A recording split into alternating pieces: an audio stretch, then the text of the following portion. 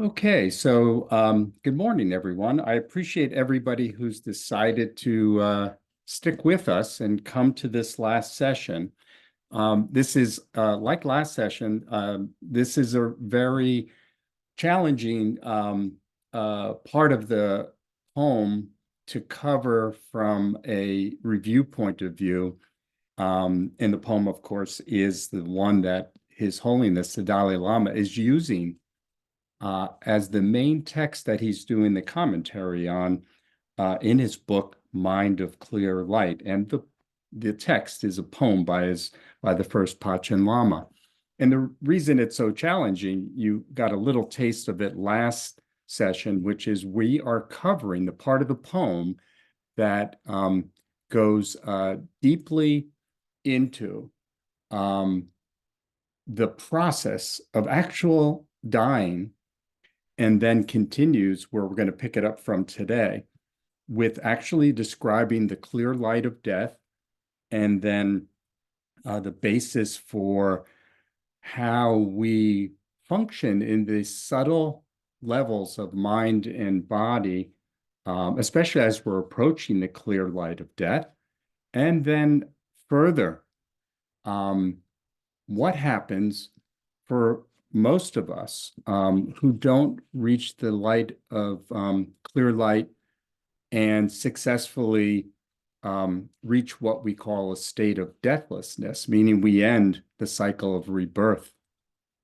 So, which is a goal of the practices that His Holiness the Dalai Lama does, and the first Panchen Lama did, and many Buddhist practitioners do. But for most of us, we continue the cycle of birth and rebirth, and the rest of the Panchen Lama's text takes us through what's called the intermediate state and then the state of rebirth, trying to give us mindful advice, and His Holiness augments that with actual practices that we can do during those times in order to effect the most positive rebirth and continue on a path to ending suffering existence, what we call samsara. So I'm going to share the screen, and we will look at the poem. And the attachment is in the chat for everyone. Oh, great. So the poem that I'm bringing up on the screen is also available for those participating in today's session as an attachment in the chat. So if you want to download it, that would be great, but don't want you to miss any of the teachings. So if you don't get a chance to download it, it will be available also on the DNKL website at this course's listing on the calendar. Even though it's already passed, you can go to the calendar, click on, once Gloria puts it up there, which she'll do shortly, you'll be able to download it from there as well. So you might recall that in the last session, again, sequentially, we're going through 17 stanzas of the poem, which is the entire poem. And the purpose of studying the poem is to bring one's awareness to a point where one can actually read through the poem and with each verse reflect on its meaning and therefore use it as a meditation. His Holiness suggests that you do it as a daily meditation, which will be very, very beneficial. Due to shortness of time, we will not revisit the first 11 stanzas, which took us all the way up through the dying process where we were about to reach the state of clear light. And that takes us up through the 11th verse. And again, for those of you maybe who haven't participated in the previous 3 sessions, I encourage you to go back and do so. They are recorded and available on DNKL's YouTube channel. This being the final session of this course, we're going to attempt to go through the rest of the poem, which is taking it from stanza 12, which is what you can see on your screen, through stanza 17, which is the end.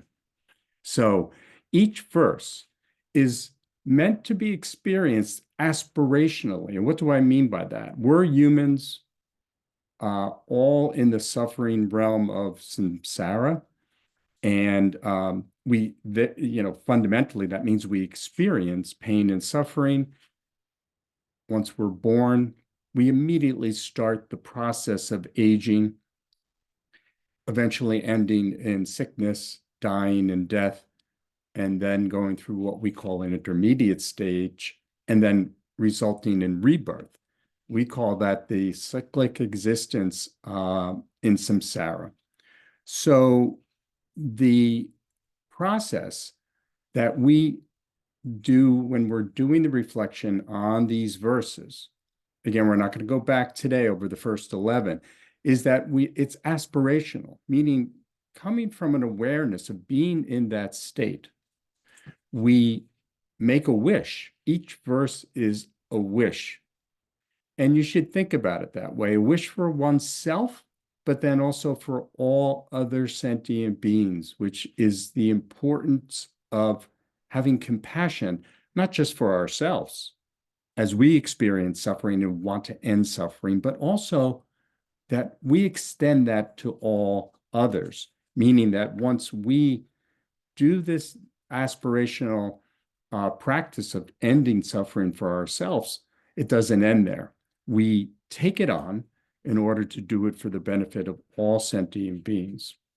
And it's something that we can actively participate in once we reach a state of deathlessness or enlightenment, or in Buddhism, we call it reaching a state of Buddhahood.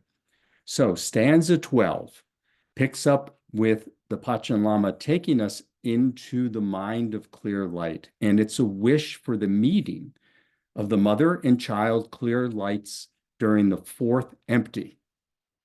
And here's the verse: may my mother and child clear lights meet when near attainment dissolves into all empty and all conceptual multiplications cease, and an experience like an autumn sky free from polluting conditions dawns.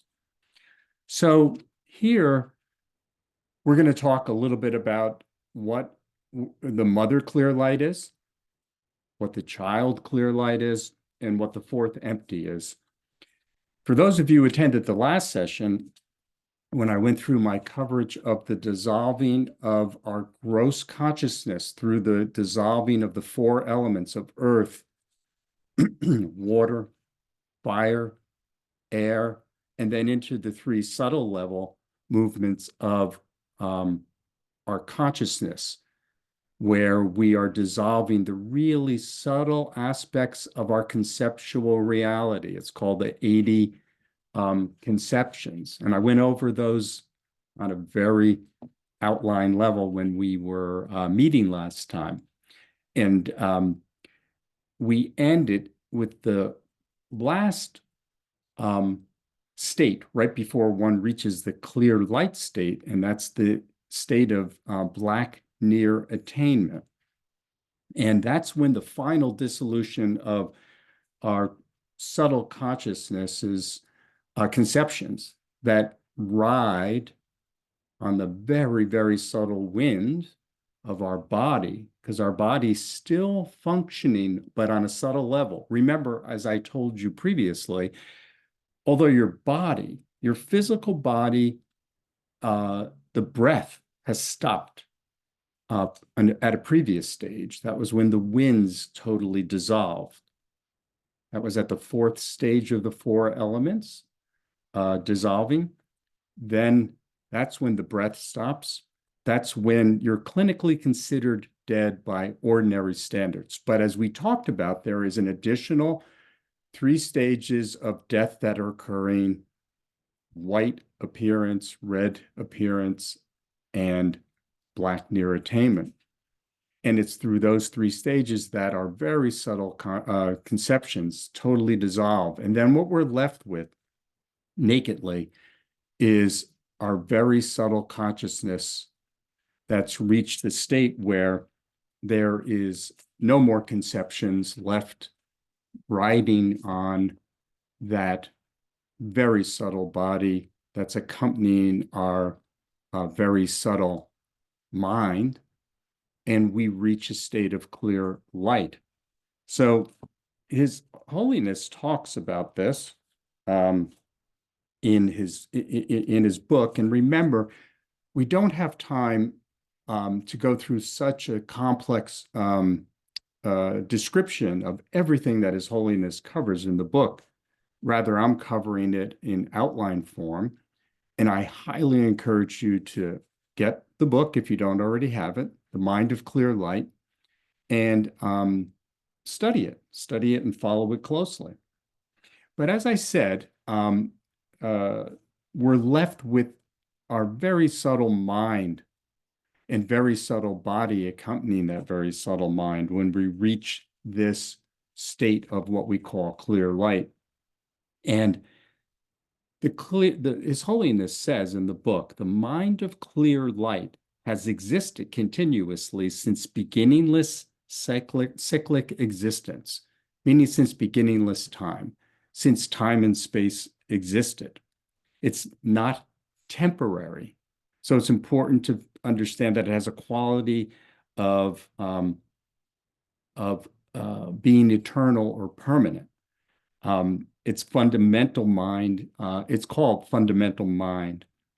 Um, and anything else that we call mind in our life experience, like such as I'm in myself right now, where I'm made up of the four elements, and I'm made up of those subtle aspects of consciousness that I talked about before and previously that carry our karmic propensities, is not permanent.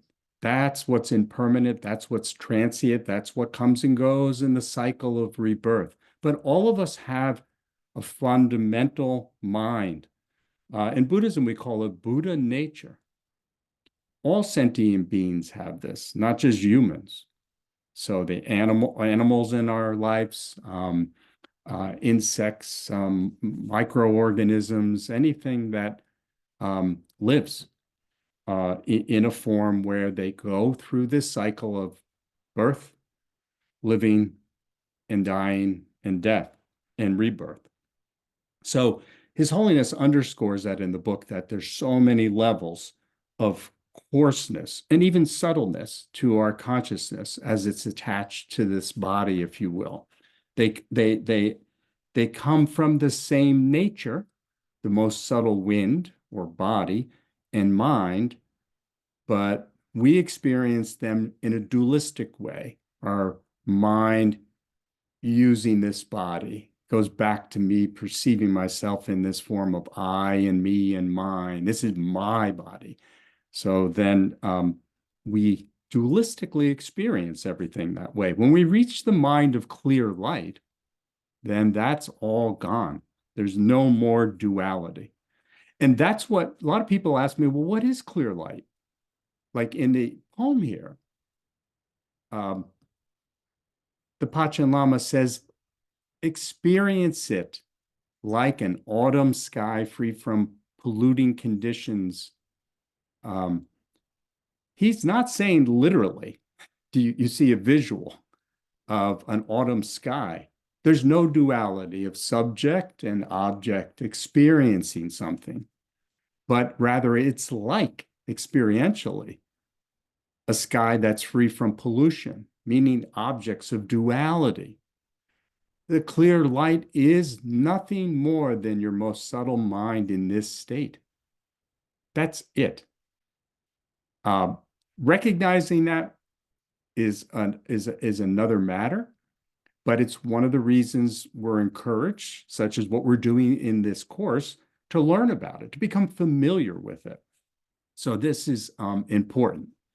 And so His Holiness then goes on to remind us that during our normal day-to-day life and experiences, we're living in that city of misconceptions that the Panchen Lama told us about, where we mistakenly see things as existing permanently having what we call self-inherent existence, which infers that it exists permanently. There's something permanent in all of our experiences of self and all phenomena.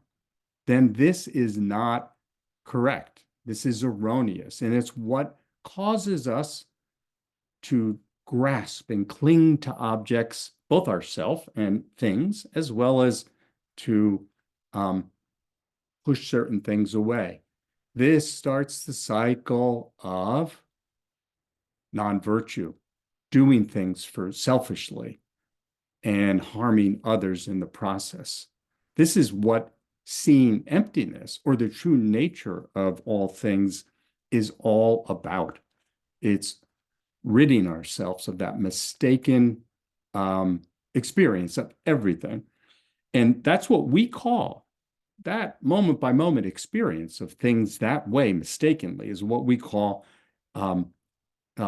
putting those misconceptions in our most subtle mind, that mind that is normally clear, like an autumn sky free from polluting conditions. We're putting these karmic propensities, these seeds to see things dualistically, either as we are clinging to them or we're pushing them away because we don't see the true nature of all manifestations. And then this is what causes suffering. And so in the mind of clear light, when we reach this step, then this is what we're experiencing naturally because we've lost our connection to our body and we are moved into a state where all the conceptions, those 80 conceptions that I articulated last session, have all separated from what? Our subtle consciousness. So then we're left, I use that word nakedly, in the clear light. Now, mind you, we're still utilizing our body at this point. We're in that union of our drops, which I'm going to talk about in a second, are white and red drops, which are connected to like desire and hatred, clinging and aversion. It's what this is, we've been experiencing endlessly since beginningless time. They are in union naturally. That's what happens at the time of death.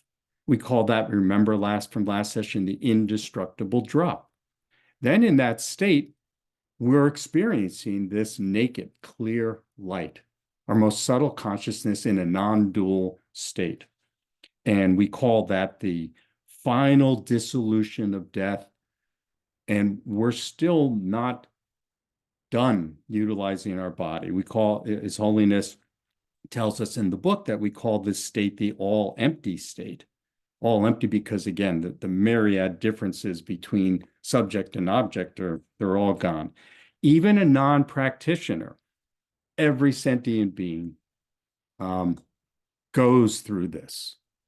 Every sentient being goes through this and experiences the mind of clear light. But for non-practitioners, meaning people who don't become familiar with and do certain practices to be mindful and aware of the mind of clear light, our most subtle consciousness, then what happens is we don't recognize it. It just happens naturally. That's the mother clear light. The natural clear light, as the first Panchen Lama here calls it, my mother. And so this is what a practitioner, which we're all attempting to be in some form, whether we're doing Buddhist practices or other practices, we're trying to become mindful of what we reach at the time death is finally upon us and fully upon us. So this last phase is what we're trying to recognize as practitioners, the true nature of this. And for all normal sentient beings, the force of our karma, of this life energy being exhausted, that caused us to be in this human form. It's now like completely exhausted. There's nothing left for us to be clinging to. that's been karmically planted in our most subtle consciousness. It's all done. It's all completely ripened. And that's what causes death, because we're living and experiencing things mistakenly as through our karmic ripenings of non-virtue and virtue sort of mixed together, again, since beginningless time. It's almost unfathomable. And His Holiness tells us in the book that his practice is really, and I'm bringing it up because I think it's important with all the details of what I'm throwing at you, just remember that he takes a moment to reflect that the cornerstone of his practice on a daily basis is meditating on impermanence, including death, as we've covered in earlier sessions, understanding suffering and the cause of suffering, which is that mistaken view of things being permanent. So it's the opposite of impermanence. And then through that, understanding how things really do exist, meaning that they're empty, meaning that they lack that inherent self-existence of being permanent.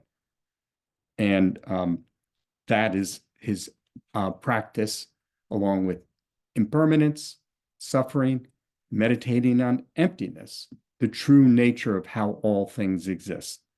And then he includes also selflessness. Selflessness is an important element of that. And habitually getting used to that, those practices, and specifically taking his understanding of emptiness and bringing it into the dissolution process at the time of death, the 8 stages of dissolution, which we've now covered, is really, really, really important. And ideally to do that, before you're going through it.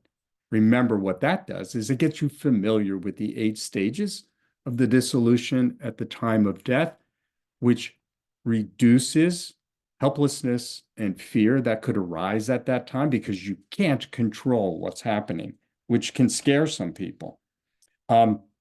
So the goal of a practitioner is to mindfully meet the clear light of death with that awareness, the awareness that all things are empty, lack inherent self-existence. So I'm not clinging to that subtle consciousness, but rather experiencing that emptiness, that true nature of what it actually is, and in the process creates all empty, or what's called great joy or bliss. And that's when the union for a practitioner, a high practitioner, the union of what's called bliss and wisdom, bliss and emptiness, that awareness, one can stay in the clear light.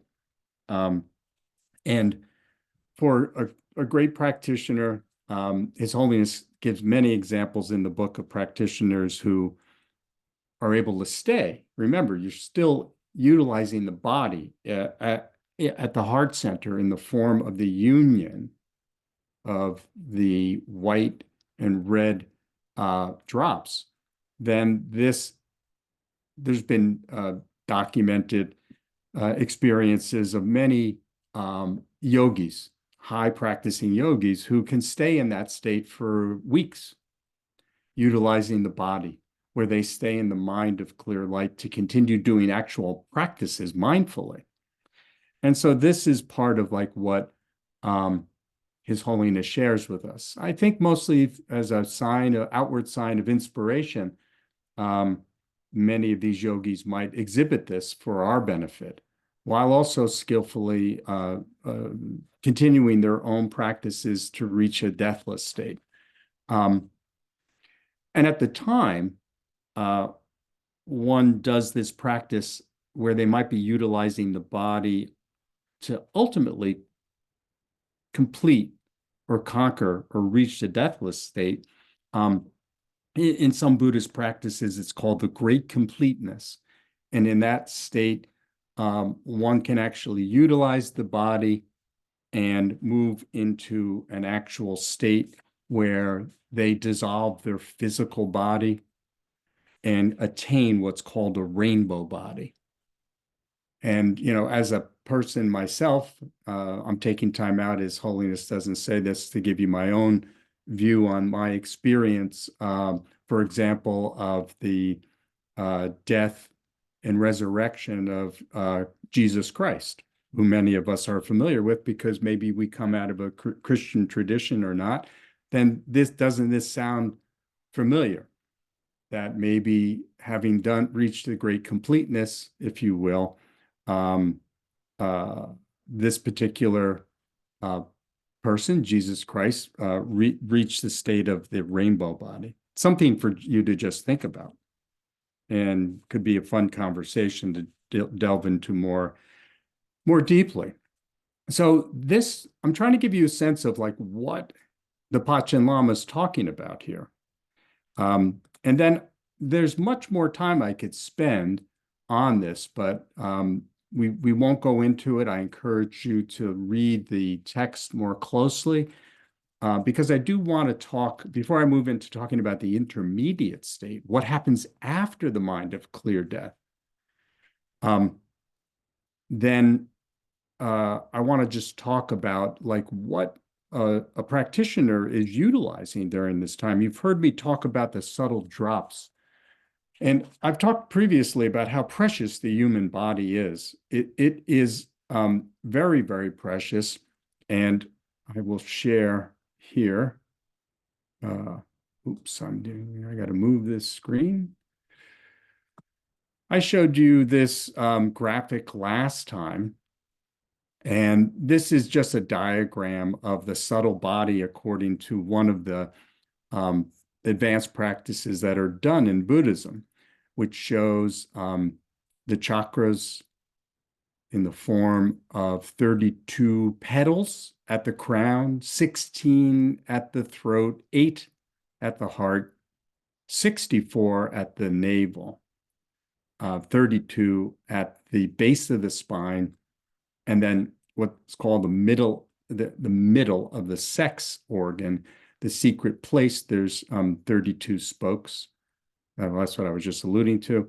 And then at the tip of the sexual organ, there's the 8-spoke jewel chakra. The chakras are, by some people who maybe have heard about them and have read about them, they're often misunderstood. They are centers in the subtle body where the manifestation of all the subtle channels. Remember, I talked about there being 72,000 subtle channels that permeate our entire body. So here we're only looking at the main, what are called chakra or channel wheels. If you look down on them, they look like a wheel. Some people think that those are positive. They're positive in the sense that they allow for the life force and the various life forces, types of forces, downward moving wind, upward moving wind, life force moving wind. There's 5 sets altogether that permeate all the channels. We see that they allow that to happen. But on another level, they're really just knots that occur in and around the centers of the crown, the throat, the heart, the navel, etc.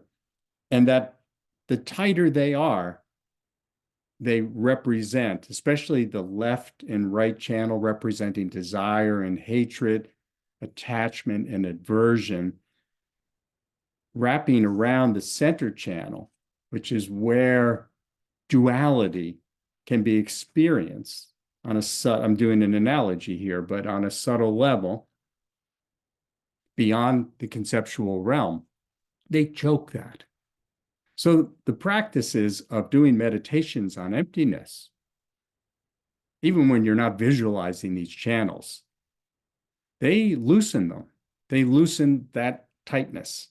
And this is beneficial because that leads to experiences in your consciousness that allow you to move to more virtuous understandings and about conceptual reality of things inherently not existing inherently, but only existing in a dependent arising. way. And so I'm trying to show you sort of in a very concrete way that meditations on emptiness directly aid and abet the ability for one to, especially as there's a dissolution happening of these channels um, at death, and further, there's a movement of the white drop at the crown and the red drop that's at the navel. They move to the heart, which I talked about last time, and they move into union, which forms the indestructible drop. And it's there where we can enter the clear light in the central channel, utilizing still the physical body. Because again, I have to remember that's what we're talking about here. There's a lot I can talk about as it relates to these channels and chakras. And when that happens, those knots and the side channels and all 72,000 channels, they picture them as sort of being filled up with desire and hatred. They loosen, they empty out. The winds that are within them empty out. And then this is why death naturally can happen. The clear light can naturally happen. These dissolution states can naturally happen. This is all happening on a subtle anatomy basis, if you will. So I do that all as a setup to talk about the drops. In the death process, there's drops that, as I said, are at what's called the white drop, or the white bodhicitta at the crown, which naturally moves down to the heart center, and then the red bodhicitta, which is moves up. Sometimes they're identified as male and female aspects. Sometimes they're, and so are the right and left channels that you see here. You can see there's three main channels, the blue being the central. So then also, they're sometimes referred to in other systems as being more than these two drops. Like, for example, in one tantric practice called Kali Chakra, there's 8 drops.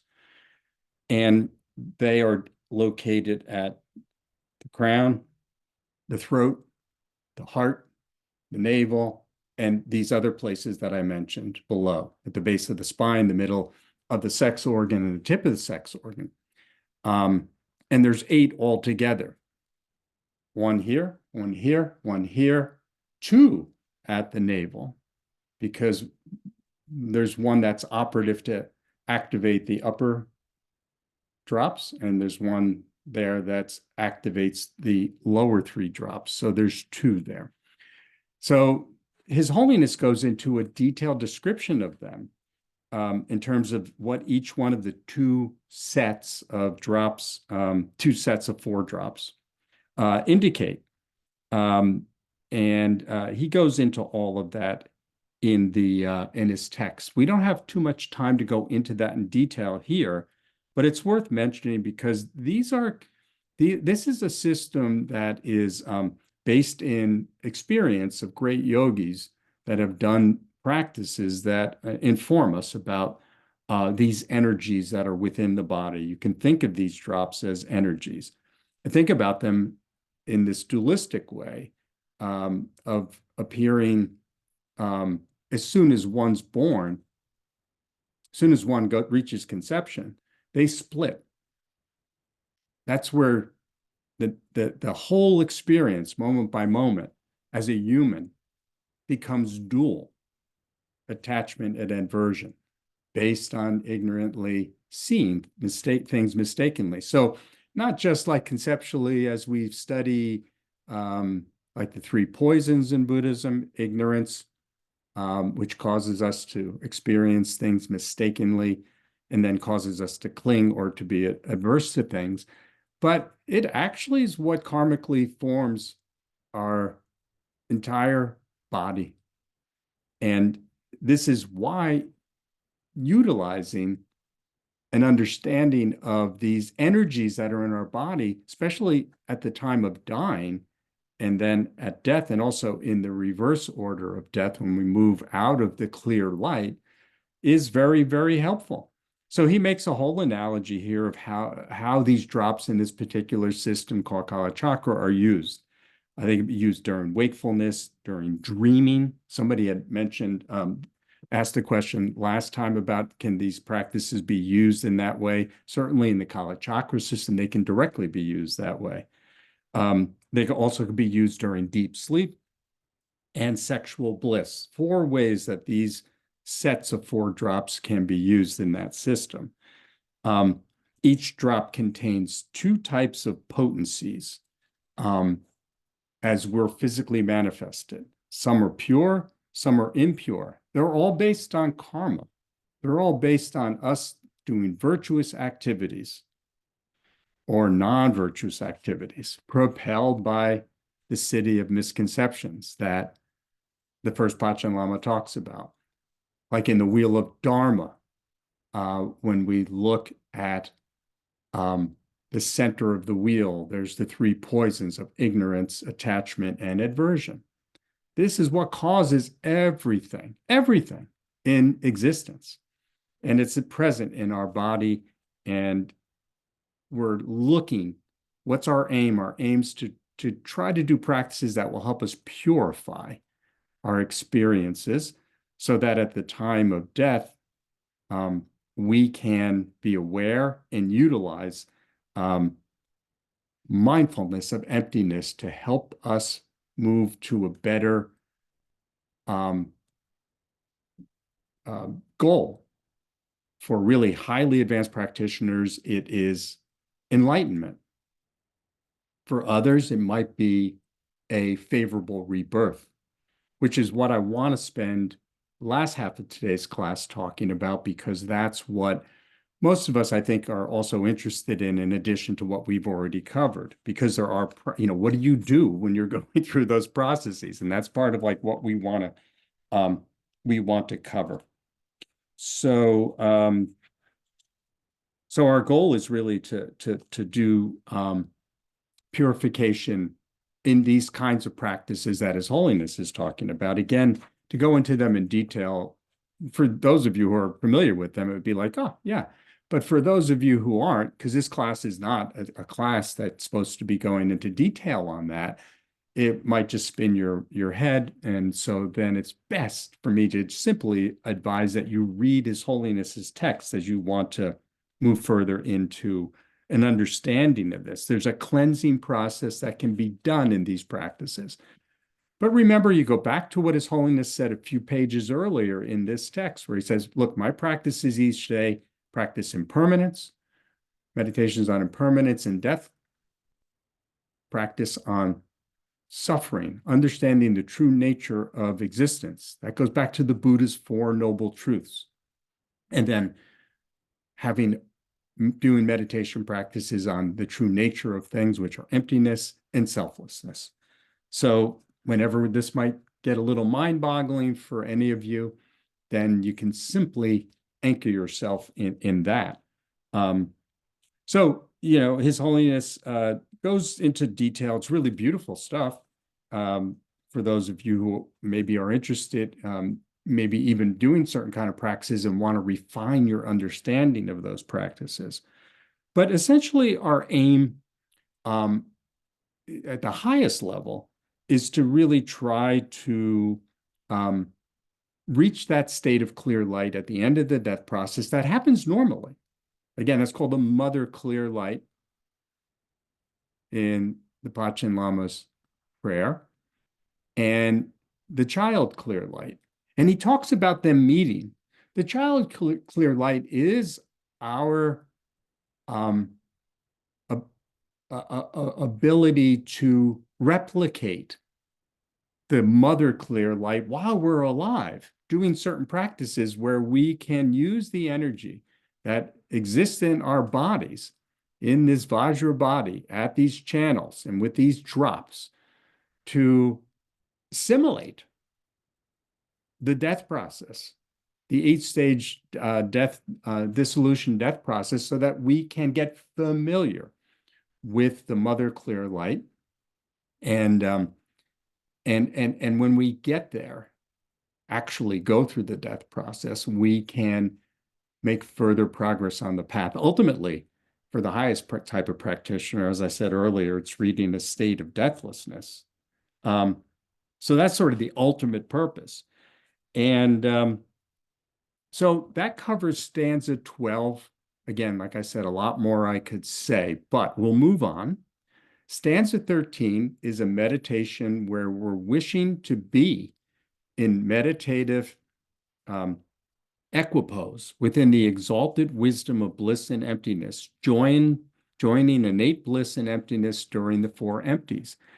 Now, I just touched on this a little bit because that naturally at the time of death, but here the Panchen Lama is talking about practicing the 8 stages of the dissolution at the time of death, like before one reaches actual dying. So as one's going through, imagining that you're going through these steps, because that's what you would be doing if you do this kind of practice. You try to be mindful of what is occurring, and there's a technique to be utilized, which I'm going to go into in a minute.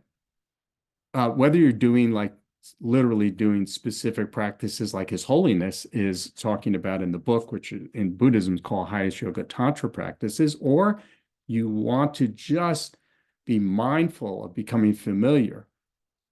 The key, familiar, practicing over and over, and then also obviously at the time of death, the main thing is to be able to experience these stages of death as they're occurring, where you're mindful of them occurring, and that you are aware of their true nature, and you're not grasping, clinging, pushing away the experiences that are arising, but just joyfully and blissfully experiencing them in their true nature, which is that they lack inherent self-existence. There's nothing to cling to, nothing.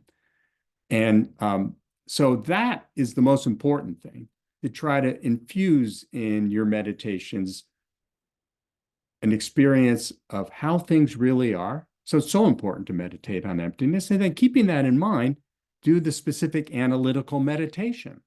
So as it relates to the 8-stage death dissolution process, remember I went over what they are. Here, it says here in the text that just got sent to everybody. Practice this series of 8 in conjunction with reflection on emptiness. That's what I was just babbling on about. But you want to do it to help you develop mindfulness of what you're going through. Then as you sit and meditate about the 8 stages, remember, I went through them quickly, but you can get more familiar with them by reading His Holiness's text. There's the mirage that happens at the time of the dissolution of the earth element. Then that moves into the dissolution of the water element, where smoke appears, and then fire, which fireflies appear. The wind element is exhausted and ends, and that's represented by the flame then passing away, and then an appearance that occurred thereafter. And so the technique that one wants to utilize is like a threefold practice. And in the threefold practice, you imagine that you start with imagining that you're going through the earth dissolution. And in the book, His Holiness gives you some details about like the external signs that accompany the internal signs. And again, read it and get familiar with each one, because you want to be comfortable with them. There's physical signs that happen, and there are signs that occur in connection with losing each one of your sense faculties with each one of these stages. And as you can put those in your mind analytically, single-pointedly focus on it, and then just simply abide in it. But while you're doing that, have an awareness that I am going through the dissolution of earth. I'm experiencing the appearance of the mirage. And you then say, and I know that the next thing that will occur is smoke is about to dawn, which will signal the um, arising of the prominent um, dissolution that then is occurring, which is the element of water. So then, as you're experiencing that, and you're experiencing the actual, again, get familiar with all the details that accompany this particular step, um, and just single pointedly focus on them once you're able to do that, then as you're having the experience of the smoke appearing, you now, and this helps you develop mindfulness, so that when you are going through death, you're going to be able to, you're putting the imprints on your subtle consciousness. So this will just naturally arise. That's why meditation on this and utilizing the Panchen Lama's poem in this way is very functionally practical and helpful.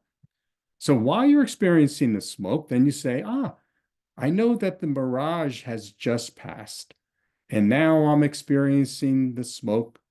And now I know that next I'm going to be experiencing fireflies as the dissolution of the water element in me ends and the arising and prominence of the dissolution of the fire elements about to dawn. And likewise, you go through this three-step process of reflecting back from where you just came from, what you're experiencing and what's about to happen. Except at the beginning, there is nothing that comes before. First, there's a two-step process of experiencing and looking forward. Same thing at the end, when you actually are in the black appearance, near appearance, or what's called here the vivid blackness, then you remember that you would just pass through the red-orange appearance increase, and that the mind of clear, and you're experiencing the near black appearance, then you're about to enter the clear light of dawn, as we just discussed what that looks like. So then at the end, there's just two. You're looking back on black appearance having occurred, and now you're experiencing the clear mind of clear light existence of your subtle consciousness. You're doing all this conceptually in meditation, okay? So be it. But this is one of the meditation practices that you're supposed to undertake. And further back to the poem, this talks about, how you want to join this meditation practice in emptiness. But it also mentions bliss, because if you're able to arise even in a very concrete, simple way, an understanding of emptiness, even if you're using your imagination, imagine it creates a blissful feeling. And if you have to logically base that on, because that's allowing me to let go of my clinging to things or having aversion to things where it's harmful to myself and others. Whatever you need to use to say, then this is going to relieve suffering. Try to create a feeling of bliss that is conjoined with the emptiness, and then do this meditation. And then during this process, he talks about during the four empties, upon the melting of the moon-like white constituent by the fire of the lightning-like powerful female. So here he's actually talking about certain tantric practices, which we won't go into, but what they naturally, I've already covered this, happen at death, at the crown of the head, the white, part of your energy essence just naturally comes down to your heart center. It has to come back to like where it originated from when you were conceived. And then the red, which stays at your navel while you're alive, comes up. And then this is where they can join, as I said, in that indestructible drop. So Here, he's talking about specific practices you can actually do um, that go into helping you attain in practice, not while you're dying, but before that, replicating or creating a similitude of this. And so in Buddhism, the fire of the lightning like powerful female, it's called Tummo practice. We won't go into any of that, which is a way that you can then activate. And I mentioned the four empties last time, the ones that were connected to like when you go to the state of the white appearance, the red appearance near black attainment, and then clear light, they naturally occur. You can do this as part of a certain kind of practice very skillfully. But I will say that at the very least, what His Holiness does in the text is he talks about that a little bit more in detail, not too much. Um, but he talks about one thing that is utilized in connection with this kind of meditation is that in something called highest yoga tantra practice, one utilizes what's called um, utilizing what's called pure versus like sort of impure. Again, we're speaking karmically.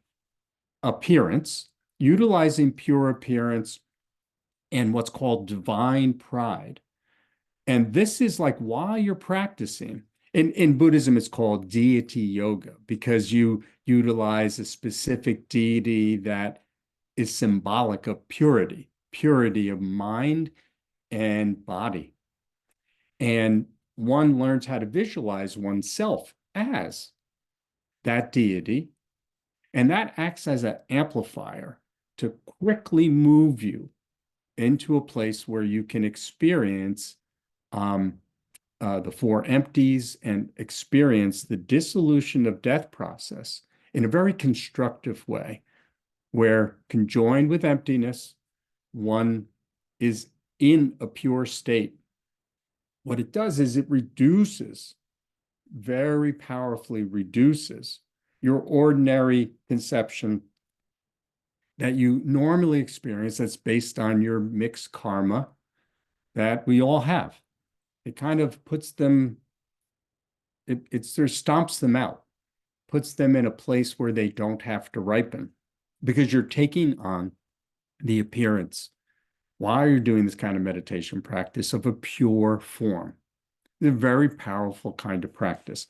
So again, I can't go into the details because of time constraint, but he talks about that in the text somewhat to some degree. He then also talks about how there's other kinds of practices you can do. There's one that's called the practice of union, where you're actually using sexual energy. And these are very advanced kind of practices that very, very few people are able to do. So we don't really need to go into them, but they all are meant to affect the same kind of end result. The aim is to reach the clear light and stay there forever. It's called the path of no more learning.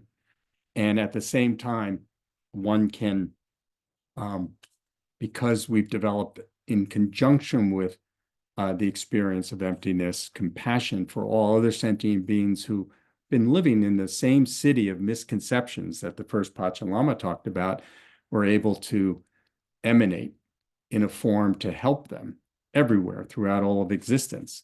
And that's really kind of for the very, very highly advanced sort of yogi practitioners, but all of us can develop that what's called mind of bodhicitta, that aspiring wish to do any of these kinds of practices, not only for the purpose of ending our own suffering, but the suffering of all others. In Buddhism, we call that bodhicitta, which is the wish to reach enlightenment, that state that I was just alluding to, for the benefit of all sentient beings, not just myself. This is ultimate compassion. So for most of us, then, we need to go into looking at the next stanza because most of us aren't going to reach a state where we can be in reach a state of deathlessness where we no longer are subject to rebirth. And so His Holiness starts the next chapter, which is chapter 9, which is called Reacting to the Intermediate State. And this is where I want to spend most of the rest of the time. And it's based on the 14th verse. And this is the wish to achieve an illusory body in place of an intermediate state. And that's what I'm going to talk about. The verse reads, may we complete in place of the intermediate state, the concentrated meditation of illusion, so that upon leaving the clear light, we rise in a body of complete enjoyment, blazing with the glory of a Buddha's marks and beauties, arise from the mere wind and mind of clear light of death. Here, he's talking about what I was just talking about, which is somebody who can do certain kinds of practices in preparation for utilizing death as a path to actually reach Buddhahood, enlightenment, what I was just talking about. So this is aspirational in the sense of like, we should all try to make that our ultimate wish, our ultimate aim. So here, he talks about the 3 levels of practitioners in the text. In the 3 levels of practitioners, there's those that can utilize these kind of practices to reach a deathless state, actually bypass ordinary birth, and the cycle of samsaric existence. But then he talks about how even for some very high level practitioners, they still have unresolved karma. And so they are practitioners that they might be able to utilize the clear light of death in a very powerful way to make real progress towards their ultimate aim, but they still are not free from, so to speak, the cycle of rebirth. And those kinds of practitioners, he breaks into 2 types.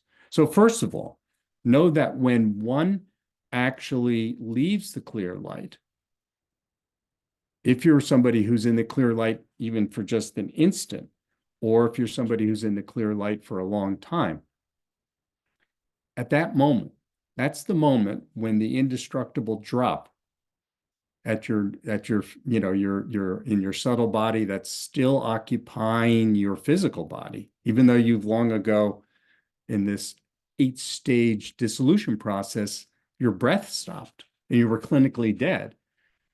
It's at that moment that that indestructible drop opens up and you exit the body. Your subtle body exits the clear light. Happens at that moment. Physical signs of that is like usually, unless the body's like sort of wrecked with like advanced disease, usually there'll be some blood that drips from the nose, and there'll be some seminal fluid that leaks from the sexual organ, and maybe even one might defecate. So that's like, from a Buddhist point of view, that's when somebody's actually dead. They're dead in the sense that they've completely stopped using this physical body. So this is something to note. And then when that happens, that's when there is an actual movement of the mind, riding that very subtle mind, riding a very subtle wind. And that movement occurs because of karmic predispositions. It's an energy that moves you. You can't help it. It just happens. And so for an advanced practitioner, he talks about how one could still be mindful in doing advanced practices, and instead of moving into an ordinary experience of the intermediate state, which I'm going to get into in a moment, they can take on what's called an impure illusory body and utilize that to do further practices. And they can also choose where they are reborn with a focus on making the best use of compassion, for the benefit of others, that bodhicitta wish. And then even for people who are practitioners, but maybe have lesser capacity, they can utilize movement, even though they can't attain an illusory body. And I know that might be Greek to some of you, but we can't really go into it here. We don't have time. They can utilize their intermediate state to be mindful of their practice and the true nature of things that they will experience in the intermediate state, and definitely have a successful rebirth that is very positive and good and helpful for further progress to end suffering existence. So this is kind of the section where he talks about this, those kinds of experiences, meaning those that are moved into the intermediate state. And specifically, he's going to talk about, probably what's true for most of us, even practitioners, where we'll move into the intermediate state and have to go through what happens there. So this is what the 15th verse is about. It's the wish that erroneous appearances during an ordinary intermediate state appears as the sport of purity. So the verse reads, if due to karma an intermediate state is established, and I just talked about how that would happen, may erroneous appearances be purified through immediately analyzing and realizing the absence of inherent existence. This underscores the importance of meditating on emptiness. Again, while you have this precious human life and you're healthy and mindful and can do it, of the suffering of birth, death, and intermediate state. So here, I just talked about, His Holiness talks about the signs that occur. And that's what we're going to go through here now. So as one is moved into the intermediate state, and remember, this all happens through the force of what's called projecting karma. Those karmic propensities based on previous actions of body, mind, and speech that have planted themselves in our most subtle consciousness, which have arisen and moved by the energy of those actions of body, speech, and mind. That's what actually moves the subtle consciousness into the intermediate state. We go through, we start what's called a reverse order of the 8-stage dissolution process that happens at death. And those are, we're in the clear light. I'm just going to go through them very quickly like I did the forward order last class. We're in the clear light. We then move into the vivid black near appearance, which is when we enter the intermediate state, and then on through further experiences of the red-orange mind, or red increasing appearance, the white appearance, then the flame, the fireflies, the smoke, the mirage, and then rebirth. So our cycle of being reborn is our subtle consciousness being moved by karmic propensities through those stages in the reverse order of the dying order. So again, having familiarity with them would be very helpful, especially being able to deal with what occurs during that period. And His Holiness talks a lot about like what these are similar to. They're similar to the 8 phases of like when we wake up from sleep, the beginning of a dream, coming to from fainting, or emerging from orgasm. But he underscores that these things happen so quickly, or we're not in a conscious waking state, that we can't really utilize them. Some practitioners can. But again, for more detail, it's in the book. We really can't go into that too much. So what I want to do is move into verse 16.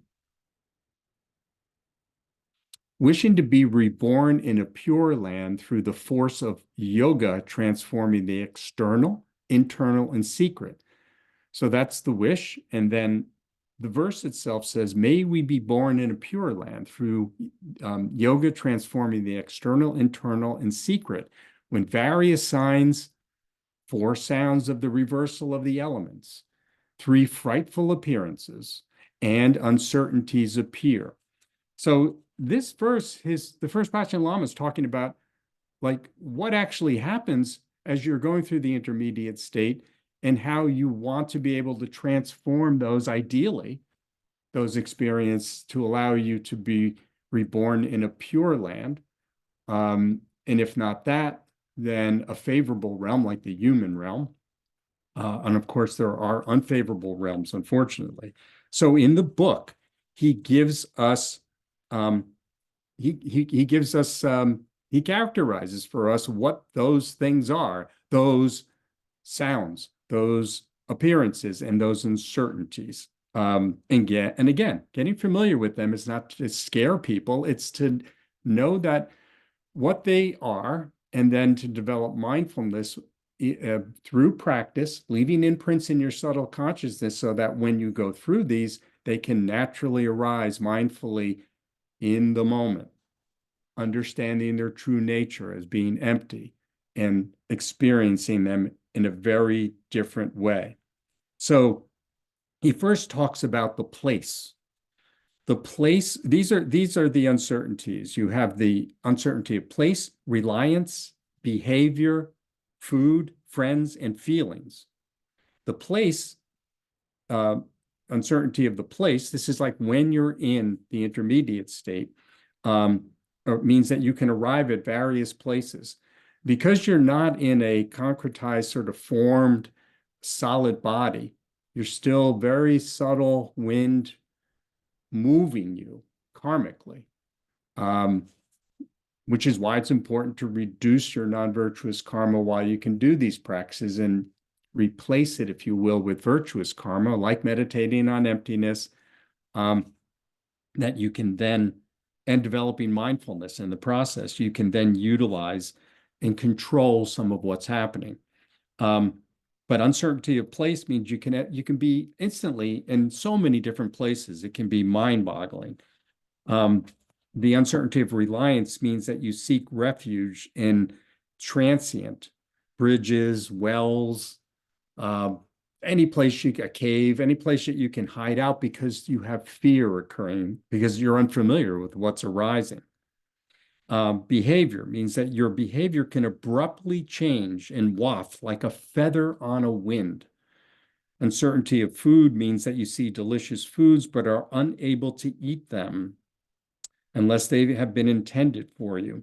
Uncertainty of friends means that you take up company with random beings. Again, this is all through the force of your karma, which is very, if you're honest with yourself, for most of us, is very mixed. And it could be like daydreaming, like if your mind is just randomly moving around from place to place, so to speak. That is a facsimile, an approximation of what's going on in the intermediate realm. And then in addition to that, there's the three frightful ravines. There's the great red ravine if you're dominated by desire. And this is one of the reasons to stop clinging based on ignorantly seeing things as self-existent. There's the great gray ravine, as if you're dominated by ignorance, meaning you keep mistakenly seeing things as inherently self-existing. There's the great black ravine, if you're dominated by aversion or hatred. So these are one of those will be prominent, but you could also move between them. And then there's also the four paths, which are substantive indication of your next life. There's the white light path, which is a sign that you'll be born as a god or demigod. Those of you who are familiar with the six realms of suffering existence as it exists in the wheel of life, then this is familiar to you. And if not, then all I can do is like say, get familiar with the Buddha's teaching on the wheel of life. And then if the path is like a yellow light, your next life will be a human or animal. If it's black, it indicates that you'll be in a very difficult suffering existence. Some of us might label that as a hell being. Red light suggests you'll be born as what's called hungry ghosts or preta. These are beings who are filled with so much desire, but they can't get what they want, usually in the form of thirst or hunger. So they're called hungry ghosts. Again, this is all in the Buddha's six realms of suffering existence as it's represented in the Wheel of Life. Also, the color of your body, because it's translucent, but like you do have a color. If it has sort of a burnt log look, we all kind of know what that looks like. Then that portends like not, again, one of those extreme suffering existences. If it's like a smoke color, it would be more in the realm of a hungry ghost. Water would be more in the realm of a god, of the desire realm or human realm. If it's gold in color, um, that would be the god or human realm. And then if it's white, it would be a formless realm god. So then there's also the direction that you're traveling. If you're going upward, if you feel like you're moving upward, then that means a higher rebirth in one of the form realms. If you're going straight ahead, it's more of a human rebirth. If it's a downward first, it's more of one of the lower realms, such as the animal realm, hungry ghost realm, or hell beings. So all of these are indications of like if you're find yourself consciously experiencing these as you're moving into the intermediate realm, then you want to be able to recognize them as not being anything other than empty and to sort of transform them as best you can because they do not inherently self-exist. They're only a product of your mistaken identity of these objects as having some kind of inherent self-existence. They don't. They don't exist beyond you labeling them fearfully or being ugly or being beautiful. Transform all of them. Use your mind of understanding their inherent existence as all being beautiful objects. If they're places, beautiful palaces and gardens. If they're beings, they're beautiful angels and dakas and dakinis. So this is what is advised that one does when you're in the intermediate state. And the only way you can do that is to do the kind of practices that His Holiness has been asking that we do, especially meditating on the inherent existence question. Do things inherently self-exist, including myself? And then he talks about one other characteristic of this realm, and that is that it has a timeline. Typically, someone can instantly come in and out of the intermediate realm based on having very strong virtuous karma or very strong non-virtuous karma, where they just move very quickly, almost instantly is the word His Holiness uses, into one of the realms that I just talked about. But more typically, we rush about propelled by our karmic propensities to find a rebirth urgently, maybe uncontrollably. And that usually takes a period of 7 days. If one doesn't find a rebirth after 7 days, then one goes through what's called a mini death. You go through that dying process that we've already covered, the 8 stages of dissolution at death. It happens quickly. You have no time to practice, but that technically you go through that and then you're reborn instantly as a intermediate in the intermediate space again. And that can go on for 7 cycles or less. So no more than 49 days. And His Holiness says that some people say that the length of a day is relative to the type of being you're going to be born as. Depending on what realm you're born in, the length of a day is different. We know this, like even looking at dogs. The dog years, 7 dog years is equal to a human year. So we can sort of extrapolate that and say, well, maybe that's the way it works. If I'm going to be born in that kind of a realm, then 7 days is a lot quicker. Others say that, it's from the point of view, this description, since it's meant for humans, is the human context of time in time and space of a day. So then no more than 49 days.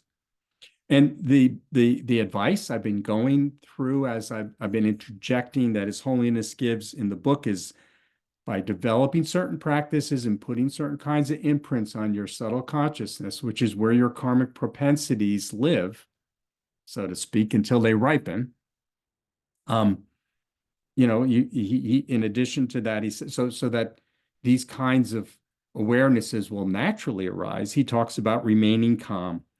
And as I said already, try to see everything as not having inherent self-existence, and therefore it's nothing to be frightened about or to be attracted to or push away.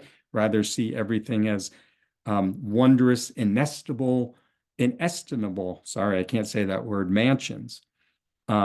And that all beings are of some kind of deities or like angels, no matter what signs appear. Why? Because they will lead you to a good rebirth.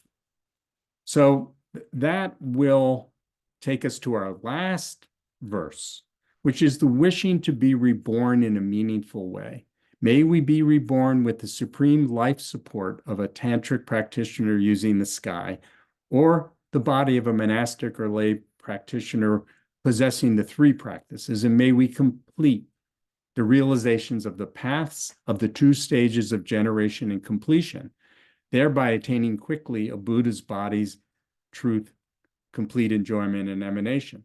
Now, most of these verses are the first Panchen Lama is talking about people who would choose to take the path of becoming what's called the tantric practitioner and then utilizing those practices in a very specific way. So, and then resulting in kind of what I talked about earlier that might not resonate, might click with you, but essentially a Buddha's truth body is remaining in that clear light state permanently, while at the same time emanating to benefit other sentient beings. You just think about that.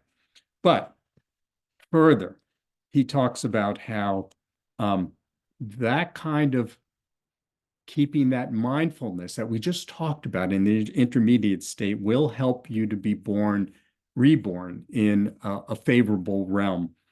And so he talks here just for a few minutes towards the end of the text, about the process that goes on all the time in conceptual reality.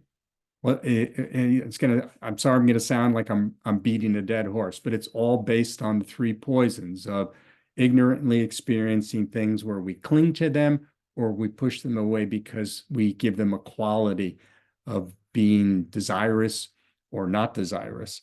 So he calls that the process of attraction and repulsion. It goes on all the way through the intermediate state. And it eventually ends up where, if we use the human realm as an example, but it happens with all births or rebirths. But from a human perspective, conceptually, what happens is when we find a place karmically to be reborn, we're attracted to the parents actually in the process of having sex.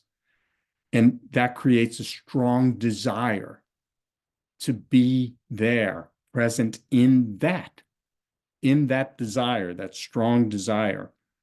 But then what also happens is the opposite, that when we actually reach the place of where they're in union, all that we can see is that those persons' sexual organs. And we have repulsion. Now, and we become angry. So you could see that the process of actually going into rebirth involves the three poisons of clinging and aversion to things right at that moment. And this is like the final death that occurs for an intermediate state being, where we move into this one of the six realms of samsara. And His Holiness talks about, like, how things are slightly different than that with some of the developments of modern science. He talks about in vitro fertilization, which is an interesting topic, especially this week with what happened in Alabama in the Supreme Court there. But we don't have time to talk about that. So that's the final death. That's when the intermediate state ends. That's where that reverse order, when we were in the clear light of going through black near attainment all the way down through the mirage, this is the final evolution. We then move into a place where our very subtle energy, which is our body, our wind, our subtle energy, and our subtle mind, enter an egg. And again, we're staying with the human experience, and conception occurs. And that starts at the heart center and goes outward. If we go back to the Vajra body diagram, that starts here. And that's where that's where everything originates, all phenomena. It's called a phenomena wheel, the wheel of phenomena, the heart chakra. All four elements for both ourselves and all external phenomena, as we're going to experience it, and by moment when we're born, interact with it, originate there. How do we experience it? Karmically. Because for each one of it's different. We all take form in this unique container of a specific human form with a name and labels and certain kinds of emotions, et cetera, and we experience everything that we have collectively in common. Loosely, we all live on the planet Earth, but the billions of people who live on this planet experience it differently. So this is part of where His Holiness takes us to. He takes us to this point where rebirth can happen in this way in the human realm. But if you're a practitioner who does some of these practices in a very skillful way, one can be reborn in a realm where you can be what's called a sky dancer or sky user, where you're constantly present and hearing the teachings, the most enlightened teachings that will benefit you and all other sentient beings to reach enlightenment. But at the very least, one's goal should be to try to have a rebirth where one can do the three practices of morality, develop meditative concentration, and wisdom, meaning how things really are. That should be the root of what we're trying to do, but not just for ourselves, but for others. And in this book, His Holiness ends it by mentioning that the practices of highest yoga tantra, what's called the generation stage practice, and then that's followed by what's called the completion stage practice, are all geared towards that, and specifically utilizing that, meaning virtuous activity, meditative concentration, and the wisdom that knows emptiness in the dissolution of death process. That's the specialness of the human body and how it actually can be utilized. So this is how he ends the book, that we want to be able to do that. And why? Because from his point of view, our aim should be ultimate. Our aim should be to reach enlightenment for the benefit of all sentient beings, to end suffering, not only for ourselves, but for all. So that's how he ends the text. And there's a lot of detail in there. So in there, meaning in the book. And so very much worth taking the time to read, especially if you want to be wise and make use of what we normally, as we started this entire teaching with, normally we have an aversion to even thinking about dying and death. And this turns that on its head. It's how can you use that skillfully and wisely? And that was the purpose of this course. And the last thing I'll say is that what you should do is take the daily reflection on the poem by the first Panchen Lama and utilize it.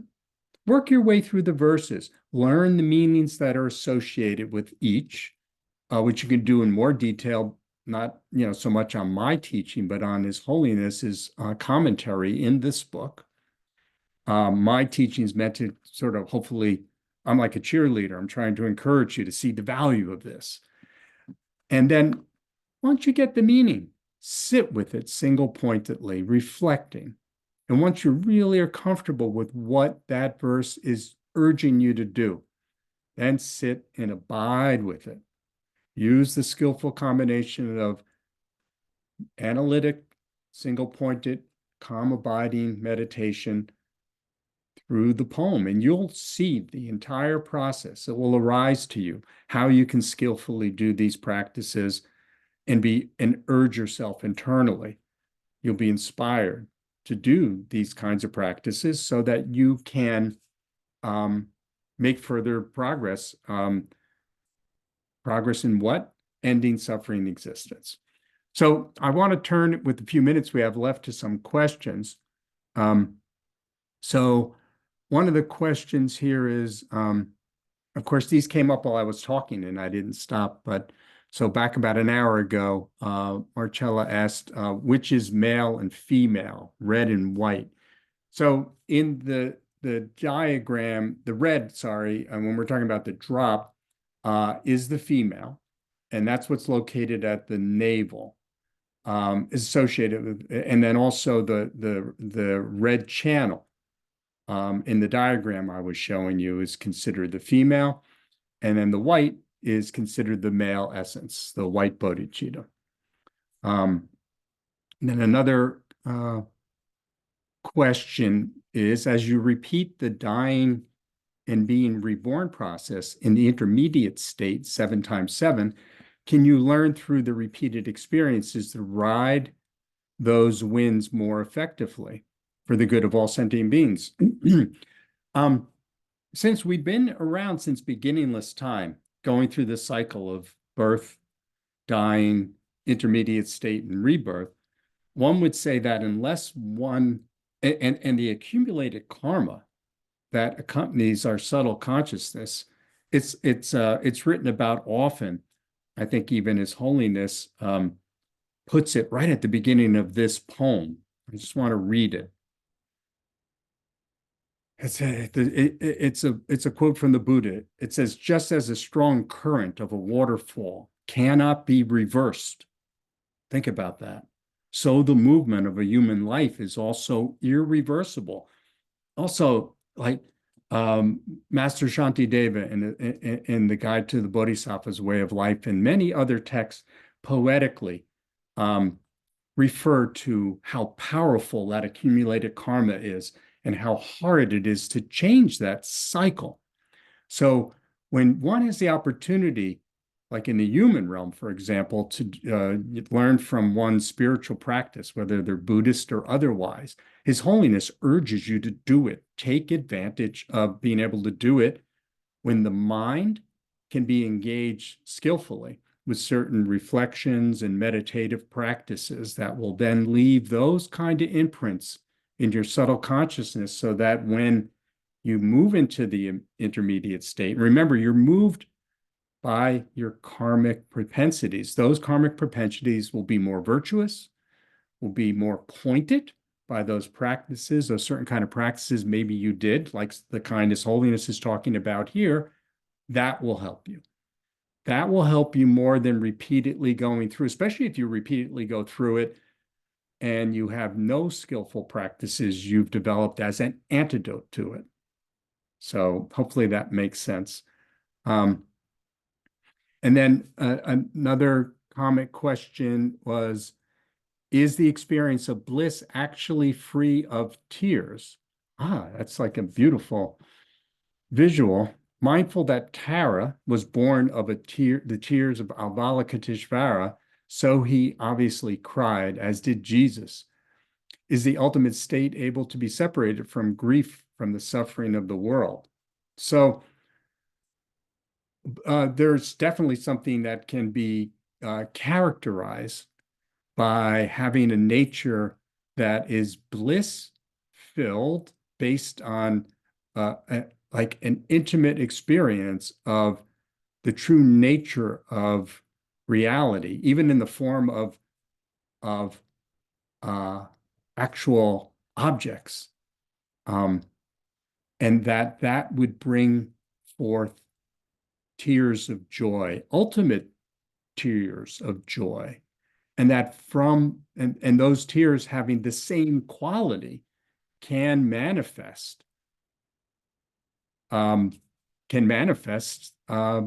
a very advanced state of being, such as in um, um, the you quoting um, the birth of Tara by Avalokiteshvara, the Buddha of ultimate compassion, and then Jesus. Think about the ultimate compassion Jesus had for all sentient beings. Um, and I've been often through my life moved to tears just thinking about those things. So I have to be careful. I'll start crying, but not from sadness. And I learned that from my father too. He used to cry all the time.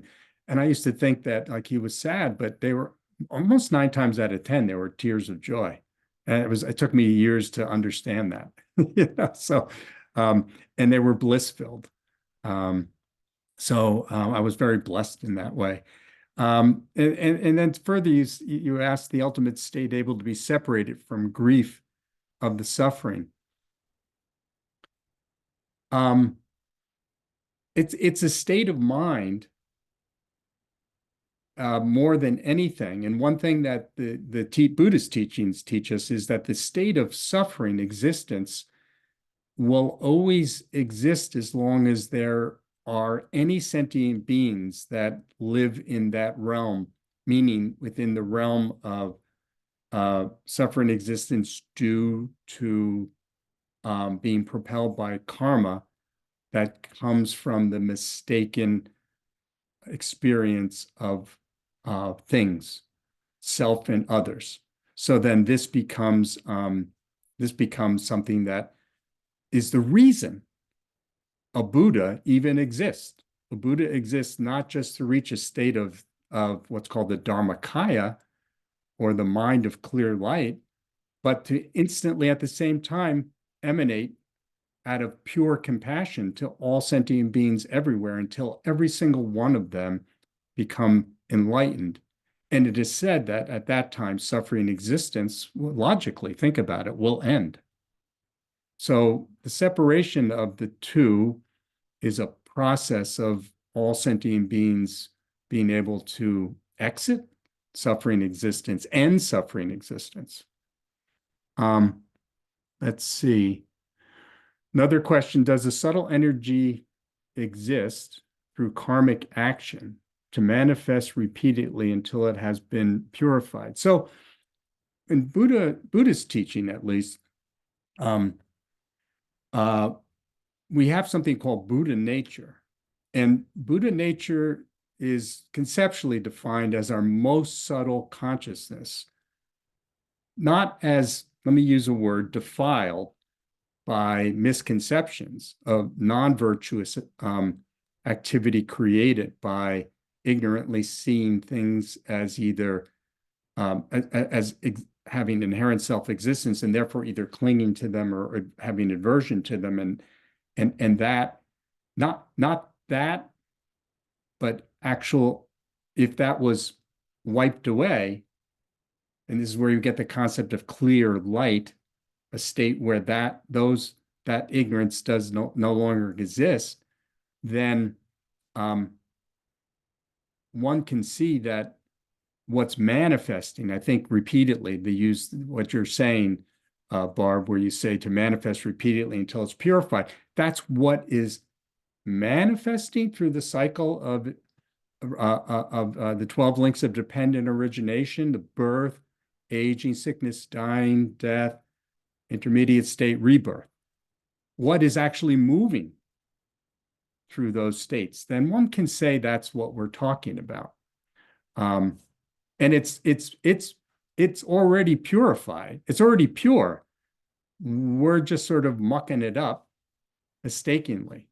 And so that we're trying to creating the purity is something that is conceptual. Making it pure is conceptual, and Buddha nature is already there. It's already pure, if you will. And another question. Sorry, we're going a few minutes late. We'll be done in a minute. In the intermediate state, should we recognize even white light as illusory and only projection? If the call is to end suffering for all beings and that we must come back to human form, should we be drawn towards the yellow light? Or are they one in that non-dual state so long as we are calm and are recognizing that we are in this state? So I get what you're asking. So first of all, like once we move, underline that word move, once our wind energy, which is our karmic propensities, they actually move, which cause us to leave the state of the clear light and move into the intermediate state. Then we're already in the realm of duality. So it isn't a non-dual state. It isn't an enlightened state. His Holiness says that if one has certain practices and developed enough, that one should try to arise when that movement happens in what's called an illusory body, which we didn't talk too much about, but that's a pure form of the wind element, free from karmic propensities. Then one can move towards further and closer utilizing that body to enlightenment. Putting that aside, if we find ourselves moving into the intermediate state, and we're an intermediate state being at that point, when we see, for example, any of the lights, our karmic propensities are going to have us experience the white light or it's just going to happen. What these practices allow us to do is to see them as being empty, and that we don't have to be further moved by them. So if one's mindful enough, one can move towards a light, because there is going to be a rebirth at this point. But one can remember what I defined, His Holiness told us there's two types of intermediate beings. One who can control where they're reborn to maximize benefiting their development on the path with the goal to benefit all sentient beings. So that's what could happen for an advanced practitioner. For someone who's not, then we want to visualize any of these visual arisings of place and friends and food and all the things I described as empty of inherent existence and not becoming attached to one or the other too much. That will naturally move us to the most favorable. We can't directly direct where we're reborn, like some other practitioners, but we can be guaranteed of the most favorable rebirth. Entering the realm of samsara in that state of mind, our projecting karma is in its best possible place it could be in order to have a meaningful rebirth so that we can continue spiritual practices. So hopefully that helps you a little bit. The final question I have on the chat is, can you recommend other books on this subject after this one? So I would say that depending on who you are, there's so much to intake on this book that I advise staying with it until one really gets a firm grasp on it. Use the poem to do reflections on what His Holiness's commentary is. And as I said, do the analytical, single-pointed, calm, abiding meditation on each one and really get an understanding of it.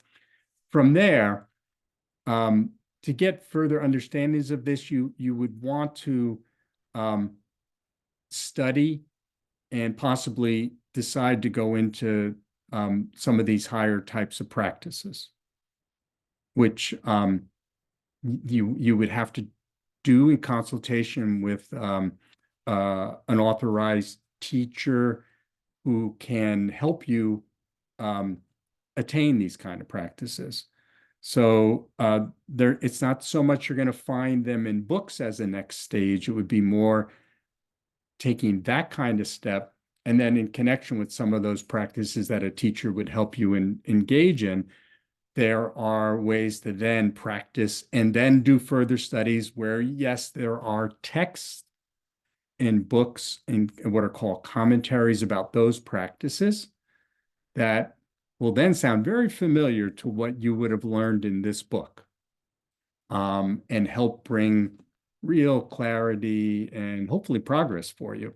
So it isn't about so much book knowledge. It's more about moving from here into potentially consulting with a really qualified teacher to maybe engage in some of these practices that His Holiness is talking about, and then so on, like I said. I think I answered all the questions.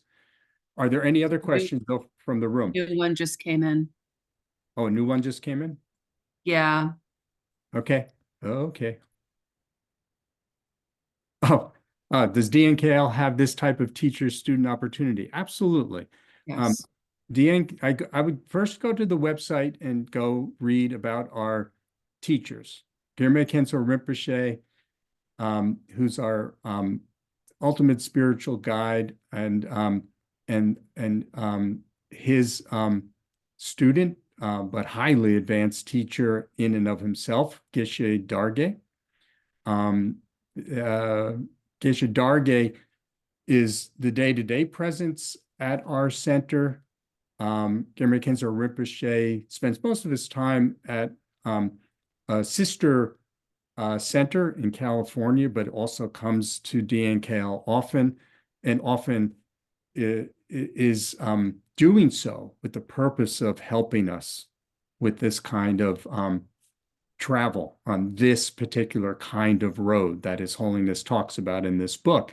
So definitely DNKL is in that kind of a position to help in that regard. And I'd be happy to steer you in the right direction if you want to contact me. I think I've previously given you my email address. Um, so yeah. And then also somebody just put at the end, it's not a question, but it's a good reminder for me. I started this teaching by telling us that all the teachings that are given at DNKL, speaking of DNKL, are given freely. There is no charge. This is the tradition of the lineage of our teachers, who've studied not me, but our teachers have studied years doing monastic training, in-depth teaching, are brilliant. The best teachers in the world, and that's quoting His Holiness the Dalai Lama when he said that specifically about Girma Khenso Rinpoche, our spiritual director. I was there when he said it. And then some of the people like us, we try to do the best we can, practice seriously, give some guidance, as I've done in these sessions. So don't hesitate to donate if you can, even though there's no fee for the course, in the spirit of furthering the Dharma and keeping it present in the world. And I mean that sincerely. Don't hesitate to donate whatever you can to DNKL. It's a low budget operation, meaning it's lean and mean and there's no waste, and every penny can help with furthering bringing teachers to our center and all of that. And there are methods for how you can go at the website and do some donation activity. So yeah, you can go there, and that would be greatly appreciated by all of us. So on that commercial note, I guess I'll end the teaching. You can probably end the recording, Gloria. That would be good. And I just personally want to thank all of you